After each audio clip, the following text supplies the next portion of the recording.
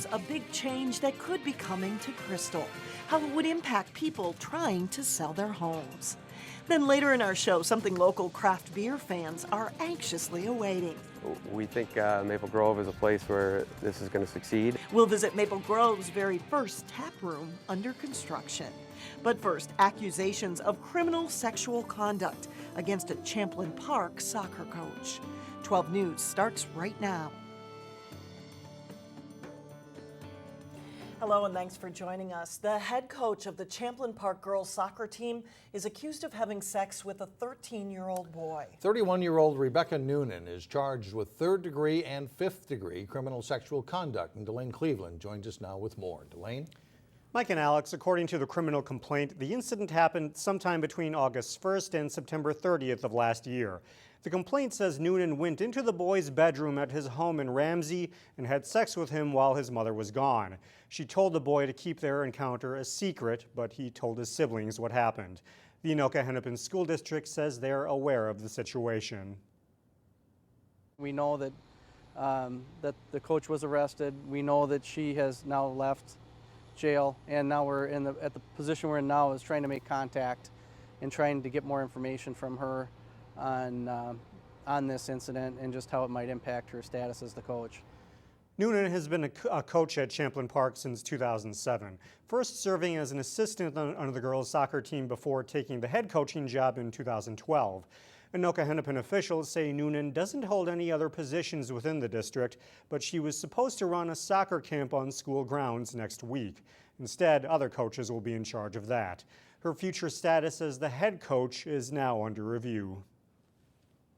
We're launching an internal investigation, which we'll be talking with the coach and others, just to take an assessment of the situation. Coaches through Minnesota's high school law have certain rights and responsibilities. It's not as simple as a decision just by the district in this matter. District officials say the timeline for their investigation is uncertain. However, the soccer season begins in August, and they know that they'll need a head coach in place when the season begins. Noonan, meanwhile, was released after posting $50,000 bail. Her next court appearance is August 10th. Mike? All right, Delane, thanks. The city of Crystal has taken the first step toward repealing point-of-sale inspections required in the city to sell your home. Crystal began requiring point-of-sale inspections in 1991 as a way to maintain its housing stock. If inspectors found code violations, repairs would have to be made for a sale to go through. Some realtors feel the inspections are unnecessary because many buyers pay for their own inspections. However, supporters say they do make a difference, especially in cities like Crystal that have an older housing stock. I'm scared about the long-term effects of this and what may happen to our city in not requiring certain work orders and things to be done to a house that we may see standards of our housing stock get lower and lower. This is a big deal for a lot of residents. This was one of the biggest topics when I was going door to door. This point of sale inspections, a lot of people were having problems with it. The first reading to repeal the ordinance was approved 5-1, with Councilmember Laura Libby being the lone no vote. A final vote is expected August 18th. And if Crystal approves repealing the point-of-sale inspections, it would become the latest city to do so. Brooklyn Park repealed them in 2013. And cities that require point-of-sale inspections include New Hope, Robbinsdale, and Osseo. Golden Valley requires a sanitary sewer inspection before a home is sold. Brooklyn Park residents met face-to-face Tuesday night with the finalists for city manager. They are Ann Norris, the city manager for the past 15 years in Crystal, Michael Redlinger, the city manager in Moorhead, and Jay Strobel, the deputy city coordinator in Minneapolis. All three of them see Brooklyn Park as a unique opportunity. I think Brooklyn Park has a lot of really exciting things going on. They have great council, a good vision for the future. They're an inclusive community, and they've got a great staff, and it's just a once-in-a-lifetime opportunity. There's still room to grow here, That's not the case in every metropolitan suburb, and in here in Brooklyn Park, you got this opportunity of this 1,000 acres plus in the northwest side to actually be working on economic development and be doing some things with the state and the Department of Employment and Economic Development that are going to be really, really fun. Some of the most significant things are just the community itself, the residents, the diversity of the community is very appealing. The development, redevelopment opportunities within the community, great parks, good schools, the diversity of housing. Brooklyn Park must have a city manager in place by August 1st. A record number of companies turned out for a Veterans Career Fair in Brooklyn Center. Many of the job recruiters were former military. Well, for me, it represents coming out of the military and into the civilian world, into the job world. Jose Chavaria's uniform represents his Marine Corps background and his job at manufacturer E.J. Ajax, where nearly a third of the staff is veterans. 171 companies from all different industries turned out to recruit veterans. With the unemployment rate at 3.8%, employers have jobs open, but underemployment is still an issue for some. Most people can find a job. It may not be the exact job they want. So we're trying to get them living wage jobs in a field that they're interested in or that they'd like to work in. Employers can post job openings on the state's jobs website. They can also indicate if they are military-friendly positions. Engineers are using a unique method to keep pollution out of a Golden Valley lake. Sweeney Lake is on the state's impaired water list because of phosphorus that flows into the lake. The phosphorus promotes algae growth. Engineers are planning to install a big underwater curtain in a pond upstream to change the water flow and help trap more pollution. The flows will take a longer path through this pond, and then that will allow it more time to settle out the pollutants. So as water moves slower and moves along a longer path, more of that pollution will settle to the bottom, and less will be in the water that gets to Sweeney Lake. The cost of the project is about $600,000. Work should begin on Shopper Pond later this month. They hope to see improvement on Sweeney Lake in the next 2 to 3 years. A new school under construction in the Wayzata district now has a name. The school board selected Meadow Ridge Elementary as the name for the district's 8th elementary school under construction in the northwest corner of the city. The vote was unanimous. More than 1,300 names were originally submitted. Still ahead, making plans for a summer road trip. We'll have some ideas to help maximize the experience and your money. And then a little bit later in sports, local teams get their kicks at the USA Cup soccer tournament. But first, cooler weather on Thursday, but there is a chance for thunderstorms.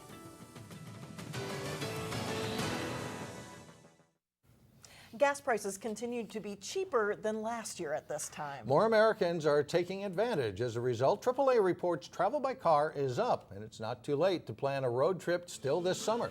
Reporter Shannon Slatton has some tips in today's Money Savers. We love road tripping. There's just so much in the world to see. Thelina Kleiss doesn't think twice about loading up her family of 5 and leaving Brooklyn Center on a road trip. We always take a summer trip, and we generally take a winter trip. So it's possible. We are definitely on a budget, you know, a working family, but it's definitely doable. AAA Minneapolis says more families are saving money on vacations this summer thanks to lower gas prices. All signs are pointing to the savings continuing throughout the summer.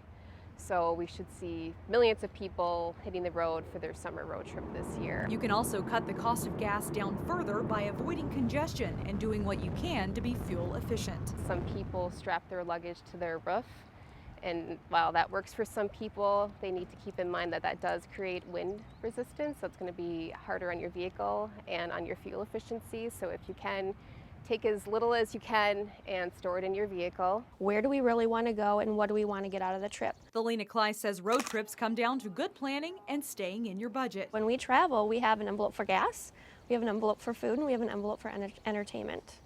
And when it's gone, it's gone. And our kids know that. They've kind of been trained that way. They travel during the week to get away from expensive weekend rates. Generally, when you travel, if you do it Sunday through Thursday, it's cheaper. She also calls hotels to find the best rate and doesn't just rely on the internet. Sometimes the food part of it can be just as expensive as the hotel. So to save money, we try to find hotels that have breakfast just because it's a little bit easier. We'll usually do sandwiches for lunch and then maybe go out to dinner or sometimes if it's 5 of us and it's too expensive, then we are making dinner in our hotel. When it comes to souvenirs, her kids have to buy their own. And above all, they live by a road trip rule. We have the common denominator that we're going to have a new experience, and it's going to be a good time. In Brooklyn Center, Shannon Slatton, 12 News. Great. Thank you, Shannon. Coming up, news that craft beer fans will love, a Taproom closer to reality. But first, he's a baseball player and umpire. It's the start of our official business series of Next in Sports with John Jacobson. Following USA Cup weekend, the regular USA Cup Youth Soccer Tournament kicked off Tuesday. A number of local teams, both boys and girls, are in Blaine for the 5-day tournament.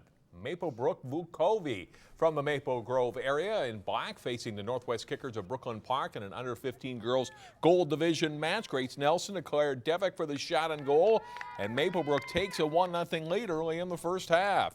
Later in the half, Lauren Queering hesitates and gets free from the defender and pops a nice shot into the kicker's net. Maplebrook carries a 3-0 lead into halftime.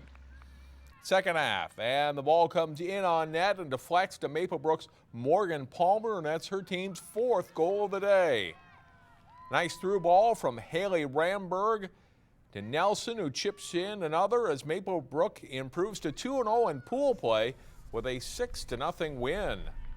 Under 14 boys silver division pool play, the Northwest Kickers in green meeting up with Bonnevautelle Flames from Winnipeg. Kickers goalie Brody Ping making 2 big saves in this sequence. He has a busy morning in net. The Flames get on the board a short time later, though. Jared Saragosu takes the pass from Sam Tucker and scores 1-0. Bonnevautelle at halftime. Second half, Anthony Lyman touch pass to Tyson Reyes, who goes upper corner with a shot to score, and the Flames are up 2-0. The Kickers pull to within 1 when Peyton Nelson makes a nice long pass up the right side to Bennett Fautek. He keeps the ball himself, dribbling in before arcing a beautiful shot into the net for a goal. And it's a 2-1 match, but that's as close as the Kickers get. Bonnevautelle goes on to win 4-2. Play in the USA Cup tournament continues through Saturday. District play is underway in Little League Baseball. The road to Williamsport starts with district playoffs. Tonka Black meeting Plymouth New Hope in the District 1 playoffs, and Tonka gets on the board first. First inning, Danny Davis doubling to the fence in the left. Jack Reed, the second of 2 runners to score, and it's 2-0 after 1. Trailing 5-2 in the 5th inning, Plymouth New Hope's Nick Hubbard blasts one deep to right center, and it's gone for a 2-run homer. Hubbard's home run caps the scoring, though. Tonka Black wins 5-4. It's a double elimination tournament, and play continues through this weekend. American Legion Baseball, Champlin hosting Osseo. Rebels down 3-0 in the bottom of the 7th, but they rally. Tyler Schmidt's hit, scoring Sam Goodman, and makes it 3-1. Cole Albers then at the plate, a short fly ball to right field. It's caught by John Bezdacek out there, but Andrew Midthune tags up and scores for Champlin, and it's 3-2 with a tying run at third base. But the Rebels can't get that run in. Ben Christopherson gets a big strikeout to end the game, and Osseo wins 3-2. They never have home games, and fans don't come to cheer for them, yet the games couldn't happen without officials. Today, Jay Wilcox starts a series called Official Business, featuring umpires, referees, and more in various sports. Here's Jay. This week on Official Business, we meet a young man from Corcoran who is balancing his own playing career with calling youth baseball games. Batter up! Meet Charlie Horton, or Bubba, as he's known to his Maple Grove High School baseball teammates. He's in his 2nd season umpiring youth baseball in Maple Grove.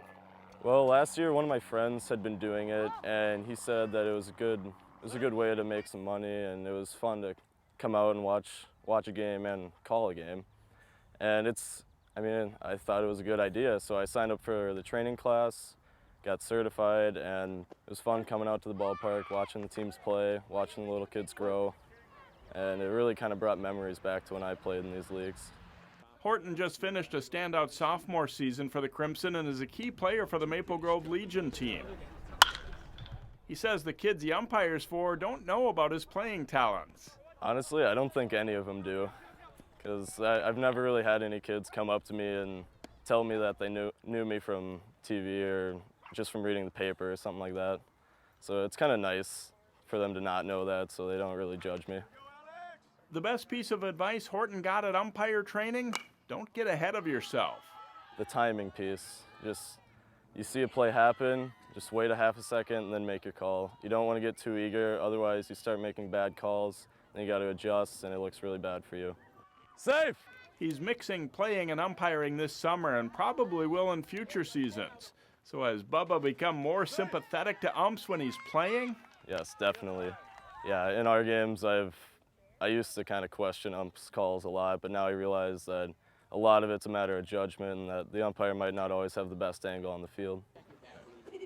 2 more, catch. For Official Business, Jay Wilcox, 12 Sports. Charlie says 3 or 4 of his baseball teammates also work as umpires. You can watch for another Official Business next Wednesday. Interesting perspective. Yeah. Thanks a lot, John. We'll be right back. Well, finally, OMNI Brewing in Maple Grove remains on track to open around Labor Day. The Taproom will also include something unique to the state of Minnesota. Sonia Goins has the latest brouhaha on tap. It's been a number of years in process. OMNI Brewing is about to become a reality. We're going to have your IPAs for the hop heads out there. The taproom is starting to take shape. Another brewing tank was delivered today. The other tanks were put in place a few weeks ago with the help of some neighboring businesses. Those guys are super nice and super helpful, and like everybody here in Maple Grove, they seem to be very excited about us coming to town. These artist drawings show what the taproom will look like once complete. In this area here, we'll have a large bar running along this wall. It'll be about 20 feet long, and it's going to have a concrete countertop. OMNI's Kickstarter fundraising campaign is also hopping right along. We've had exceptional response on Kickstarter. In just a few weeks, they raised $25,000 and now hope to raise another $15,000. We don't know most of the names on the Kickstarter, so these are not just our friends backing us. This is the city of Maple Grove and Brooklyn Park and surrounding communities. And speaking about money, you know, we've got a lot of high power pumps and that kind of thing, so it definitely helps. OMNI will save a lot of cash on its electric bill. This, to our knowledge, is the biggest one, and it's definitely one of the few in the state. 86 solar panels help power the building. That's the equivalent of removing 3 cars off the road. It's going to generate about 20,000 kilowatt hours per year. It's going to save us a couple $100 every month on our electric bill. OMNI says they hope the taproom is a destination for people in the northwest suburbs. Really just wanted to make it a place that's about the beer and about enjoying the beer and having fun with friends and families. In Maple Grove, Sonia Goins, 12 News. Maple Grove recently approved the sale of growlers on Sunday, and OMNI Brewing says this will help business. The company is also talking with city officials about getting approval for a food truck, so stay tuned. And that does it for us. Thanks so much for joining us. We'll see you back here again tomorrow. Community Corner's up next.